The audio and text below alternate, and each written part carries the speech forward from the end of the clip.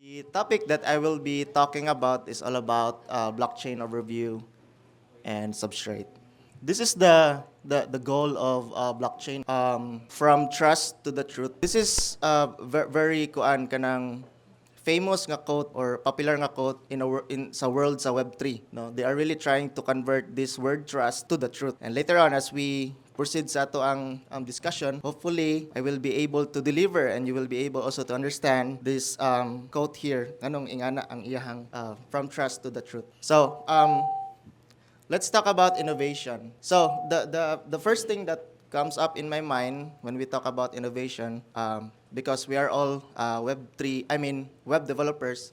So ang come up sa first akong mind is ang web technology nga innovation, no?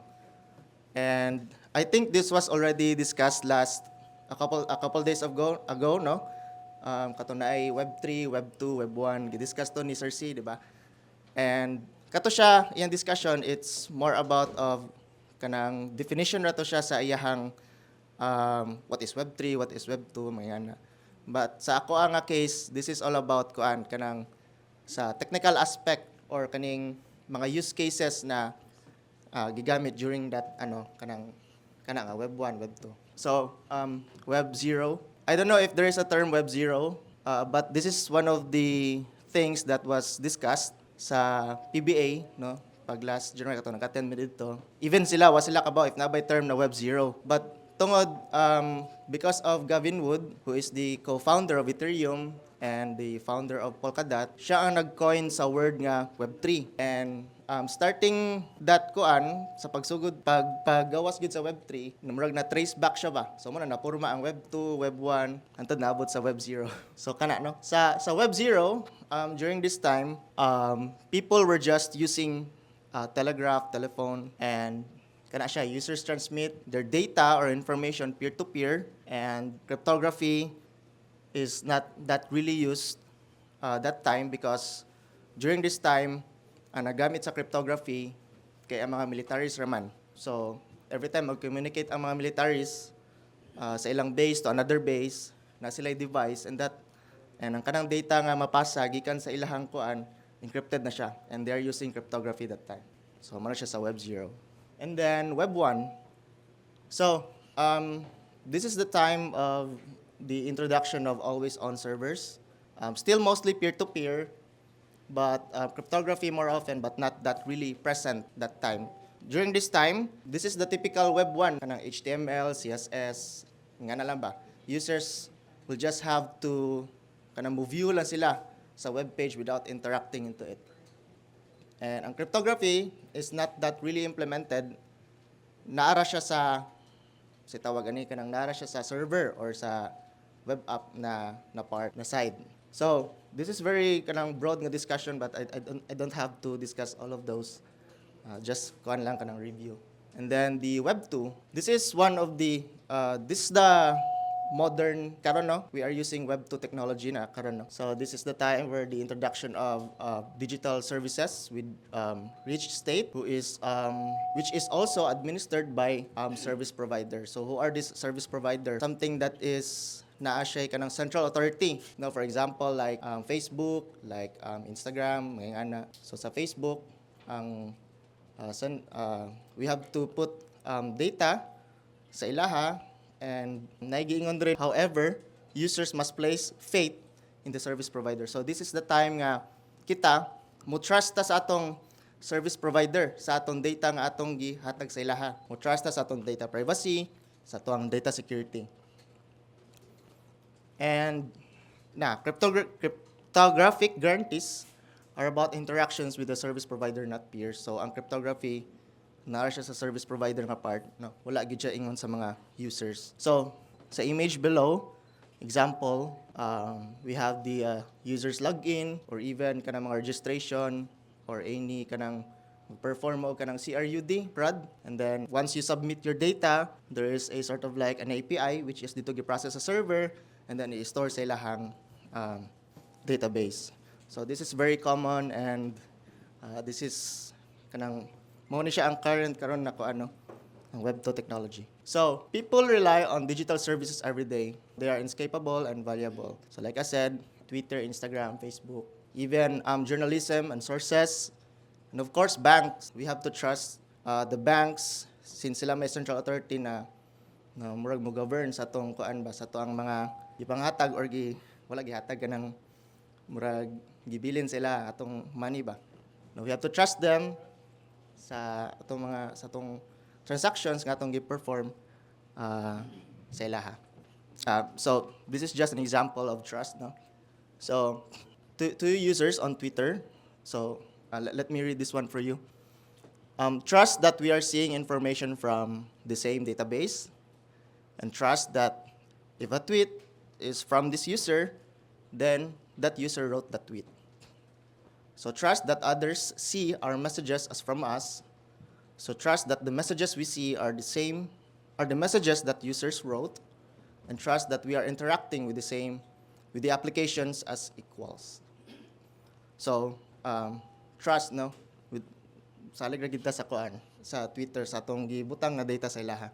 In Web 2 as well, it enables to be kanang mahimo kang God mode, especially mag-hold ka og usa ka server. So just like Facebook, Mark Zuckerberg siya ang sort of like God sa Facebook, and he can do anything about sa server sa Facebook, and he can also perform such abuses if he wanted to. He can siya magipang mention diri, censoring users interaction, restricting users interaction, and of course it could be failing to produce requested data, and even mutating, or he can alter the data opaquely without knowing change the niya ang data dito sa server na siya God enabled. Web3 kato ganiya nato siya yung mga sort of like mga problems nga akong i-discuss na masolve na to diri sa Web3. So sa Web3, ako lang siyang basahon, a provision of digital services without need not to trust the service provider. Also, the providers do not need to be trusted. They are economically incentivized to behave honestly. It allows users to interact with a common system without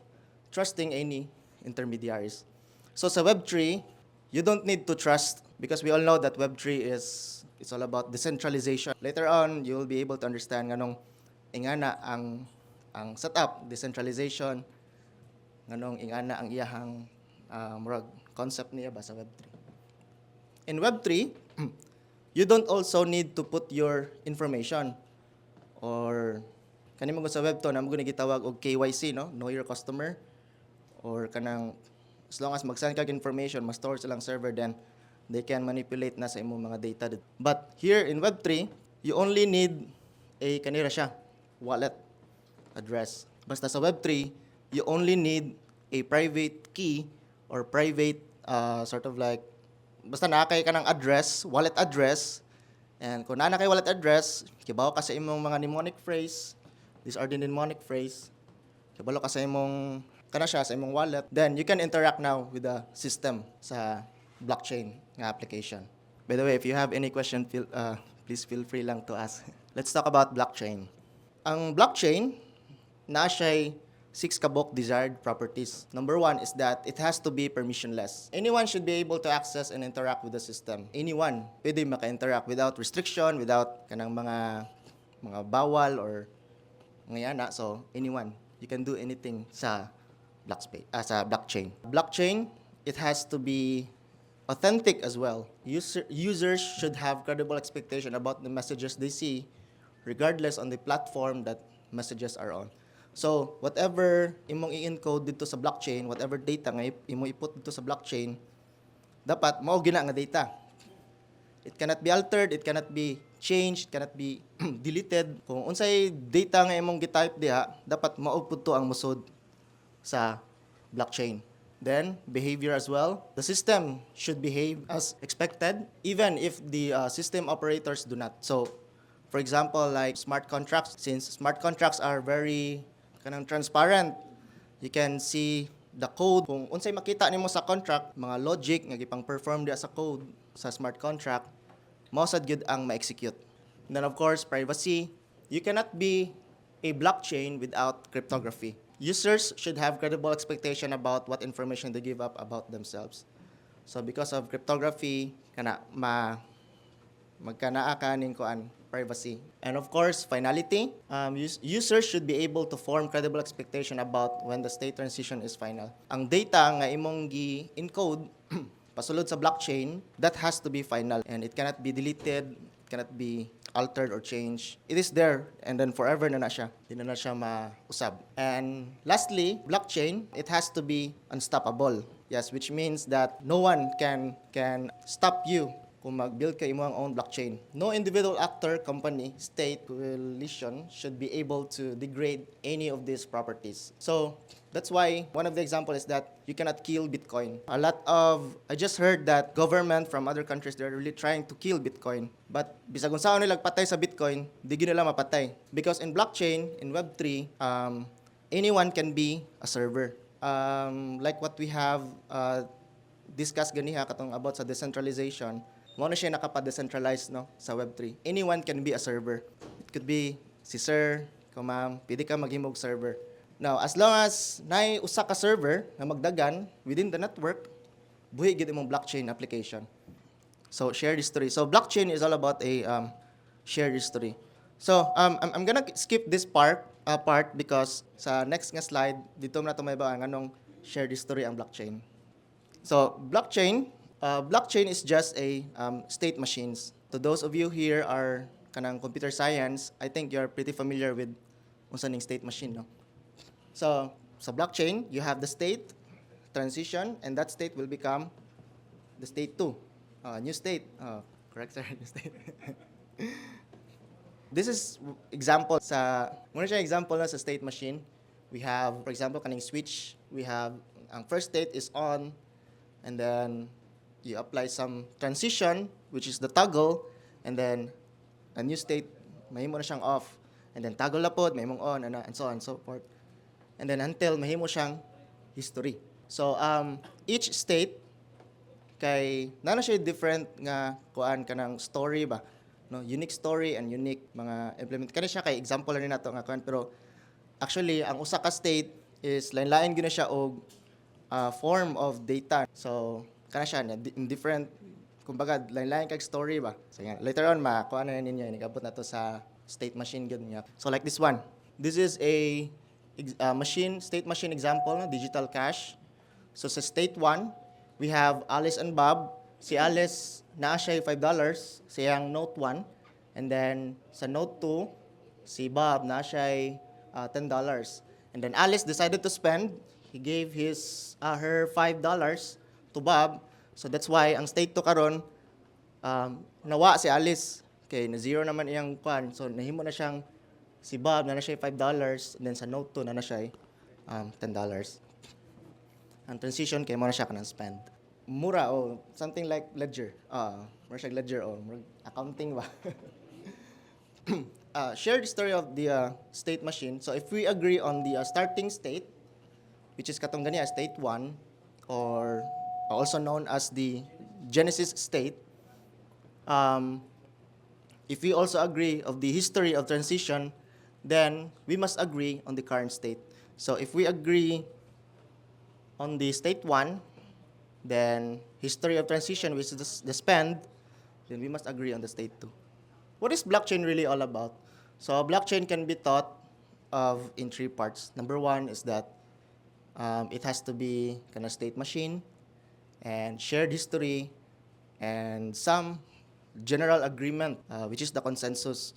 Because we have to agree which story is or history is the real one, or unsa nga history ang final. So later on, i-discuss na ko sa inyo ang ang blockchain structure, and you'll be able to understand paunsa ma-apply ang kaning consensus. The blockchain structure. So let's talk about blockchain structure. So actually, ang structure sa blockchain is just a hash link list. So if namo sa world sa computer science or kanang sa data structure, no, kani, I think this is very familiar to you. And then each kani siya considered na siya as block, kani mga blocks na siya, blocks. Each block has unique na story or unique na kana siya payload or story, mga na siya. So it could be then Alice jumped out the window and broke her legs. Now sometimes it could be na ay kasi tawagan ni kanang naay, it could be the same story at the very beginning, and then suddenly it will change. Then Alice jumped out the window and found that she could fly like Icarus. Oh, Icarus. Pwede na siyang may tabo nga ang tawag ani sa world sa blockchain kay blockchain forking kay it could be na ay conflict sa story, it could be na ay something wrong sa governance. Kanamo gong world sa blockchain namo siya gitawag governance kay anyone can interact with the platform man. No one is wala may central authority. So mo na kailangan og governance. It could be kana siya na conflict sa story ana. And then kani siya, this could really be a problem sa blockchain kay di man may bawaan kung asay tinuod ani kani. Asay tinuod kani ba siya or kani nya kanus man siya musumpay kani nga block. Asa man siya musumpay dire or dire asa may tinuod ani. Diya na musud ang consensus mechanism. But di pa kay nako ma-discuss ang consensus ang napay sunod ani which is since hash linked list man siya, so each block has to be hash. So like I said, kung si tawagan ni ang consensus, musod ang consensus if na may tabo ngayong aning na mga scenario. But problem gyapon ni siya kay na may gitawag sa blockchain o deep reorganization, no, which means that in order nga ang kani siya fully align gid siya, kuan gid siya kanang ma-chain gid siya ba yung blockchain, kailangan mo decide si consensus na ang kaning si tawagan ni ang kaning block musumpay gini siya either sa pinaka last or sa pinaka first ana. And that could be a problem kay need man kay kayon ang tibuok story, ang tibuok history sa blockchain, and that would take time man sa pagkaykay. So ang solution for that, so ang solution is that nag-provide sila og parent hash. So which means that ang kani siyang usa ka block i-hash siya, and that hash will become the parent hash of the next block. And then ang kani siya second block is i-hash na pud siya, and that would become the parent hash of the next block. Musumpay na siya. So si consensus mechanism, ang consensus mechanism di na siya maglibog kinsa ang kay di naman siya angay mo kay sa kuan sa history because na naman siya hash, no? So mo decide na siya asay tinuod aning duha. Sumpay na siya diri. The very first block nga gi-create sa block production is what we call Genesis block, no? Pinaka first block na siya, Genesis block. And then wala na siya parent hash kay first block man. So kana siya 0. As you can see 0 na siya. Or depende sa hashing algorithm nga imong gigamit. It could be 00 or actually you can configure it sa kung mag-build kayo mo on blockchain, you can configure the hashing algorithm. Ha? Sa conduct.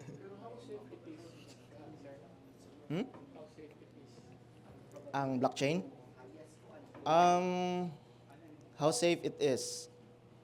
I think it's because of the cryptography and sa kuan pod nga concept kaning decentralization, no? Since anyone can be a server, anyone can have a copy of your data. Pero dili ka maka-read since encrypted man siya. Ang maka-read sa data is katurag yung na private key to decrypt the data, which is ang mga users. Ang blockchain, ang blocks ug ang states, they are two separate things, or sa computer pa there are two separate files. It could be pwede nimo i-store ang imuhang states into a different database, niya imong blocks into a different server. So pwede na siya sa blockchain, no? Kung saan na siya pag-connect sa duha. Sa usa ka block natay gitawag og state root. Field na siya sa usa ka block kanang state root. Nya mo na siya mo connect sa imong states dito sa ubos. And sa Genesis wala siya state kay first block pa man, empty pa man ang unsa ni transaction. So kana siya.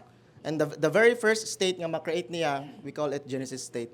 whatever transactions nga imong gi-perform sa kana nga block, actually ang transaction nga ang but pasabot sa transaction is kani siyang transition, no, or katong state transition. Actually mga transactions na siya when it comes sa blockchain, no.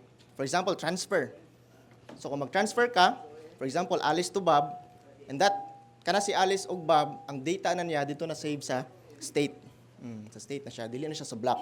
Ang block is just more siya container lang sa mga transactions nga imong i-execute. Ledger. So this is the realistic blockchain structure, no? We have the header and body, no? Sa header na ay parent hash and na mga extra fields like kanang block number, mga na. At dili siya kanang ay mo pasabot siya kanang para sa HTTP request, mga na. At dili siya murag sa tawag ni data structure ni siya sa usa ka block. Mo ni siya burag kung sa database ba mo ni ang tables ba. Kana siya na siya header, na siya mga fields. Depende sa for example sa Polkadot mo process siya og I think 6,000 transactions, 6,000 transition in just one block in just a matter of 2 seconds or pila to ka seconds. Pwede na niya i-process into just ingala lang ka second, no. Dili. Ang blockchain is you cannot edit, you cannot alter. There's no way. Dili. Padayon gina. Sir? Mo to siya sa, for example, sa Polkadot, kay na siya'y maximum of 6,000. Nakalimot ko pilay maximum transactions nga pwede niyang mapasud sa usa ka block. Mao man ang mga transition.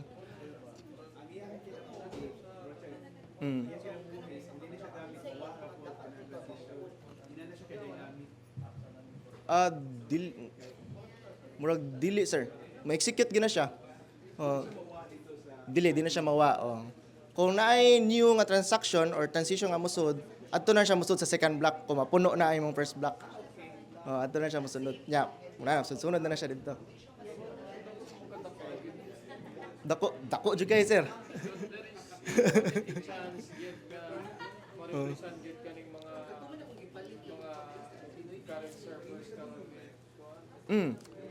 Pakitan ta mo example sorry. So this is the Polkadot telemetry, no? Nana sila 21 million blocks nga na-produce sa ilang network, no?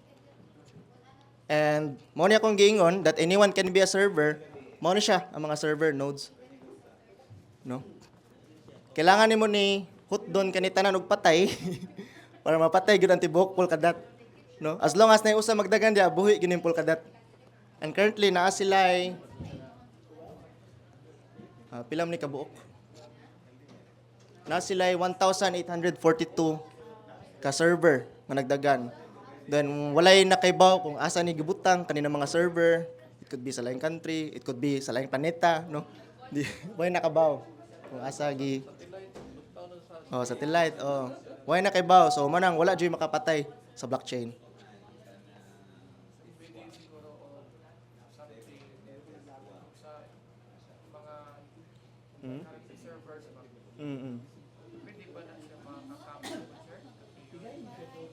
Kung maghimo kag imo ang own server, actually makapig yun na tanan. Tanan yun. Kay synchronize man na sila, tanan data nila. Ang blockchain sir, regardless sa kung unsay application mo gigamit ang blockchain basta blockchain na siya, i-appeal lang mo dito. I-appeal mo dito i-register. Wala na ibayad dyan. Tanan kalihukan ay bayad yun sa blockchain. Bayad jud ka. Bayad jud ka sa unsa ni.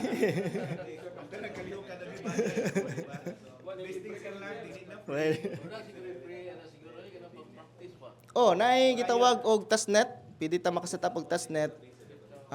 I think murag na may plan nga mag-set up og testnet diri sa UC for kuan. Kana siya libre na siya. Na initial mint token, for example, ang initial i-mint kay 1 billion and then kanang 1 billion pwede niyo na i-divide sa pila ka mga users. Para makabayad ka sa Sir? Pila ka na bayad kay bayad yung Asa to, sir? pila ka na bayad start gid ka pa pila ka na mga kaya libre ba? Ang range sa cost. Nakalimot ko sa kuan. Pero dako gyud siya proseso, sir, kay moagi manggod ka og nagitawag og kanang code audit kay kailangan man i-audit, moagi ka sa kaning gitawag og for example kung mag-setup ka imong own blockchain, no? So, kung mag-create ka imong own blockchain, kailangan moagi ka kay Certec or dagan pang unsay tawag gani, dagan pang klase-klase na mga mo-audit sa imong code. So, kani siya bayad. It will take millions, no, ang imong magasto diri. Oh. Okay. Pero worth it pod kay secured man kayo imong blockchain. So, kani siya secure in the Web3 world. And currently, ang Zode blockchain na diri. Ongoing ang amo ang unsay tawag gani, ang code audit sa amo ang unsa ni. Then once ma-certified Certec ka, then your token or ang imuhang blockchain pwede na siya mabutang sa Binance, sa lain na mga wallet. So, okay ra, continue ta. Sige, so mo ni siya ang blockchain structure na header, and then we have the body. Actually, ang body ani niya kay list of transition or transactions.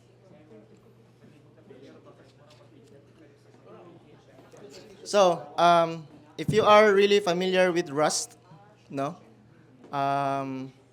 Murag I think last couple of days ago gitudlo man siguro ning Rust sa inyo itong paglasa.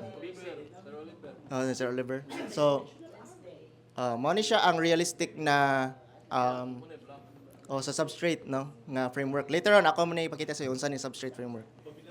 So, sa Substrate we have the header, and then kani siya class man ni siya, header class. And then sa Substrate we have di ba naman tayo gitawag og arrays. Sa Substrate ano yung tawag na vector. No? And kaning string sinks, actually mao ni siya mga transitions or transaction. Actually ang transaction ilang gilisag word nga string sinks. Ambot dagan jud sila term nga ipang terminology. Dagan sila gipang implement na term nga halos dili na masabtan. So this is the full picture, no, sa Substrate header. We have the header and then the body. Sumpay ng header and body sa yung mga transitions, and then ang header sumpay sa states. Ang string sinks kani siya, muna transition. So, string sinks. So later on ako na ipakita sa inyo kani string sinks nga mag-demo mo ko diri. Kani siya nga kuan. So actually ang string sinks is just a transaction, no, or transition nga inside sa usa ka block. So we will now be talking about Substrate framework, the blockchain framework for multi-chain future. So what is Substrate? No, in simple definition, Substrate is a Rust framework for building blockchains. Now, why Substrate? Because future is multi-chain, no? Because anyone can be a blockchain, so Substrate is gi-prepare na siya para sa mga developers ready for hacking, no? Gi-prepare na siya para maka-create mo inyang own blockchain. And then, of course, building blockchain from scratch is very hard, no? And upgrading it even harder. And the good thing about Substrate, it's a framework, which means that nani mga built-in libraries na pwede na tong ready na siya gamiton ba? So mo na nakanindot sa Substrate. So Rust, one of the kanang main programming language nila sa pag-develop sa Substrate kay Rust ilang gamit. Now, anong Rust man? So, first line of defense is that it prevents human error when possible. And then, it is a safe language, no memory safety issues. So, nakanindot mo sa Rust is that pag-type pa lang nimo daan sa code, kung tanaw niya error gyud ka. Di ka mo padayon. And sa Rust pod, dili pod ka pwede mubutang og mga null values sa variables. Stricto gyud kay siya. Stricto gyud kayo ang Rust. Pero lisod di masad good ingana kasayon pod mag-implement maggamit sa Rust ba. Kay actually ang Rust is lahi gyud siya sa ubang programming languages. Personally ako, usay di ko kasabot, it could be ang Rust kay OOP, it could be procedural language, kay lain-lain siya implementation good. So ngunang usay lisod ba? Lisod ikuan gamiton ng Rust. So muna. Even Microsoft and Google, no, most of their applications kailang gina-develop, they are already switching to Rust. And nasa state pa diri, Microsoft and Google have each stated that software memory safety issues are behind around 70% of their vulnerabilities. No, 70% is quite big. Na-reduce gid ilahang mga vulnerabilities. No. This is Substrate in a full picture. We have the database, the WASM runtime API, block number, consensus, transaction pool, P2P, RPC network. Kani siya tanan, di na siya one block. Oh, sa Substrate ni, nga framework. Kani siya tanan, nana ni siya sa Substrate. So dili na ka as a framework, dili na ka ingon mismo mag-build pag imong kagalingon nga node, consensus, nana na siya tanan sa sa Substrate. Later na ako na-discuss inyo ang mga important file directory sa Substrate. So for more, if you want to learn more about Substrate, you can visit this website sa substrate.io. No, kompleto na ilang documentation. No, you can really build your own blockchain by following the tutorials na gi-provide ni Substrate framework.